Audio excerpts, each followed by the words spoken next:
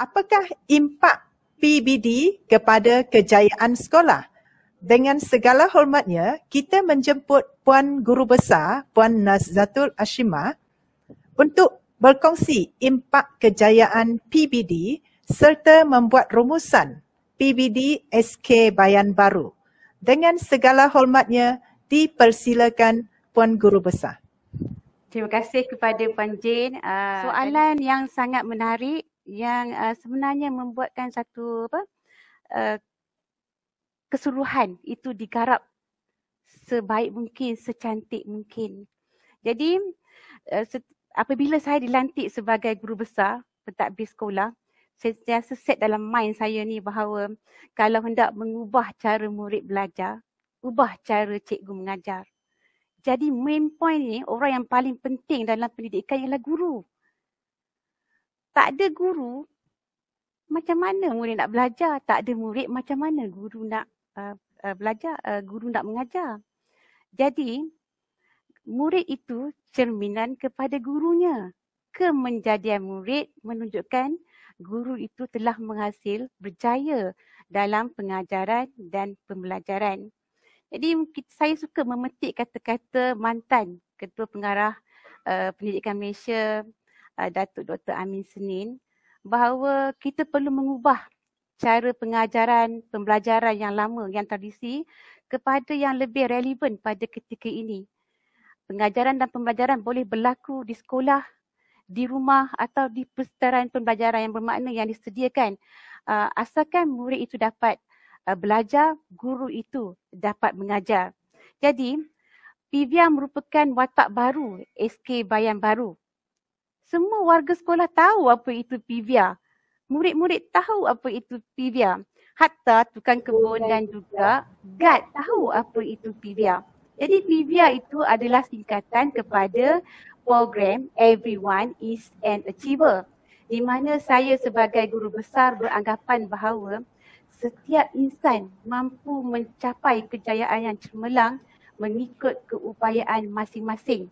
Sesuai dengan PBD di mana murid-murid dinilai secara holistik untuk menghasilkan kemenjadian yang diharapkan.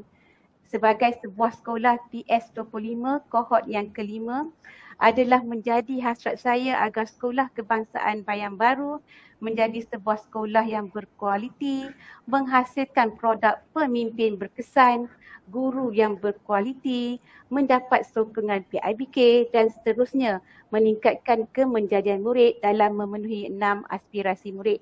Tadi ramai yang menyokong memuji kemampuan KP kita, Puan Zuraini. Itu baru satu KP. Kalau saya bawa lagi 12 KP datang, saya rasa lepas ni sekolah Bayan Baru memang jadi pesta. Ini salah satu nak bagi tahu kepada warga maya bahawa setiap ketua panitia telah diupayakan.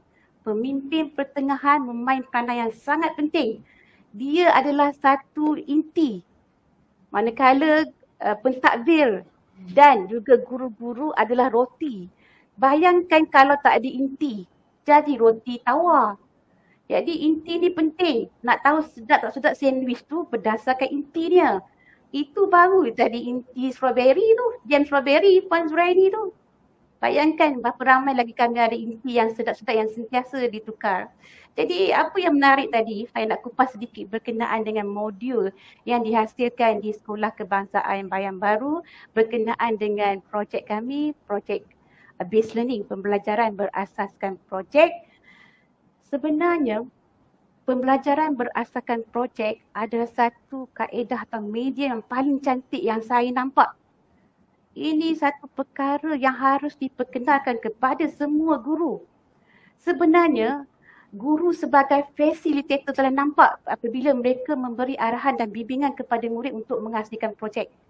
Dan apabila projek ini dijalankan, sebenarnya terdapat interaksi antara guru bersama pentadbir, antara guru bersama dengan murid, antara guru bersama ibu bapa. Secara tidak sedar, hubungan antara guru, pihak sekolah dengan warga komiti menjadi sangat erat disebabkan inti ni lah, mengupayakan pemimpin pertengahan. Jadi modul yang dihasilkan ni sebenarnya saya selitkan juga dengan nilai murni kerana kadang-kadang nilai murni ni dia tak nampak. Dia adalah benda yang tersorok yang kadang-kadang kita pun lupa apa nilai murni yang ketika murid beratur. Contohnya dalam pengajaran dan pembelajaran pendidikan agama Islam ya, mereka murid akan beratur untuk pergi mengambil wuduk dan ketika ini sebenarnya ada nilai murni yang cikgu-cikgu boleh terangkan. Bagus, kamu telah menjadi seorang yang sabar kerana menunggu giliran. Jadi ini yang kadang-kadang tercicir daripada pengajaran dan pembelajaran. Sedang kita nak tahu, kita nak suratkan nilai murni ini supaya murid kita menjadi murid yang holistik. Ada insaniah dalam dirinya. Jadi tak adalah kejadian-kejadian kejam berlaku, mendera kucing dan sebagainya. Ini yang kita cuba terapkan sebenarnya di SK Bayan Baru. Dan modul ini dihasilkan daripada prasekolah pendidikan khas tahun 1 hingga tahun 6 meliputi keseluruhan subjek teras dan juga subjek elektif.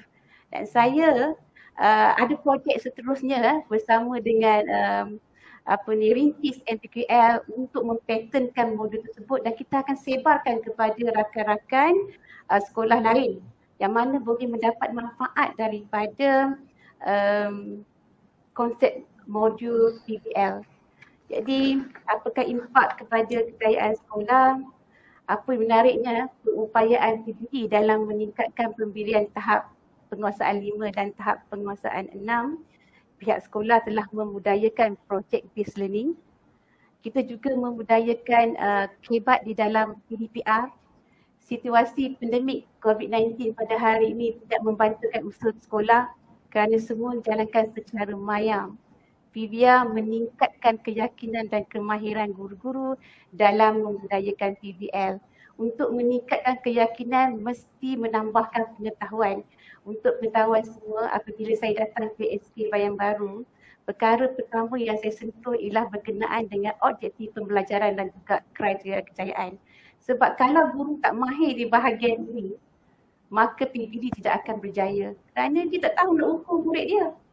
Pengukuran tidak boleh dilakukan melalui akal atau budi bicara guru. Pentaksiran perlu diukur menggunakan DSKP. Baru dijadikan tanggungjawab profesional itu telah diwujudkan. Jadinya melalui PBR ni banyak inovasi yang telah kami hasilkan. Yang pertamanya ialah Google Form PBD. Di mana Google Form ni guru-guru hanya mengisi Google Form untuk pelaporan PBD. Dan apabila mereka mengisi Google Form tersebut, ada satu jantung kasta yang akan menghantar balik laporan itu dalam bentuk email supaya guru-guru ada tahap pengukuran yang dilakukan topik by topik. Seterusnya kita ada mini studio PBR di mana kebanyakan rakaman kita jalankan di situ dan ketika pandemik kita buat di rumah, maka jantung kasta itu mengumpul video-video yang dihasilkan dalam bentuk gabungan projek yang dijadikan showcase sebagai evidence. Jadi cikgu tak takut dah nak bagi TP5, TP6 sebab evidence sudah ada. Dia tak payah perlu fikir, justifikasi apa saya takut nanti kalau orang tanya saya, Nazir tanya saya, kenapa kamu bagi kat murid ni TP6 cakap pun gagak-gagak, sebenarnya tidak ada. Kadang-kadang ada manusia yang kurang sikit daripada segi lisannya tetapi baik daripada segi penulisannya. Ataupun cikgu perhatikan ketika projek murid ini sangat berdisiplin, sangat mengikut susun atur, maka itu bukan kegagalan. Guru telah mencungkil bakat dalaman yang tak nampak sebelum ini ketika pengajaran dan pembelajaran di sekolah. Seterusnya kita juga ada dojo PBR. Dojo bermakna bilik latihan. Kita wujudkan dojo PBR ni supaya guru-guru boleh berkongsi idea, berkongsi pengalaman untuk membangunkan sekolah, membangunkan anak murid. Kita juga ada dashboard PBD PBR dan kita ada modul PBR. Rumusannya kita lihat di slide yang dipaparkan ini, iaitu berkenaan dengan PBR. PBR merupakan, saya mohon slide untuk watak baru PBR dipaparkan. Terima kasih. Okey, kalau tuan-tuan dan puan-puan lihat, PIVIA watak baru SK Bayan Baru. Nampak kan di bahagian atas, di bahagian otak itu diletakkan pentadbir di mana guru besar bersama dengan penolong kanan merancang, mengawal, memantau, membimbing.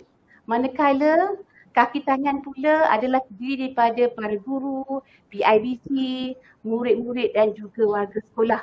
Manakala PIVIA merupakan jantung hati yang mengepam darah ke seluruh tubuh badan agar tubuh badan sihat, dapat melakukan aktiviti, menjadi manusia yang sangat cemerlang. Begitulah saya analogikan PIVIA, watak baru, SK Bayan Baru, PIVIA, everyone is an achiever.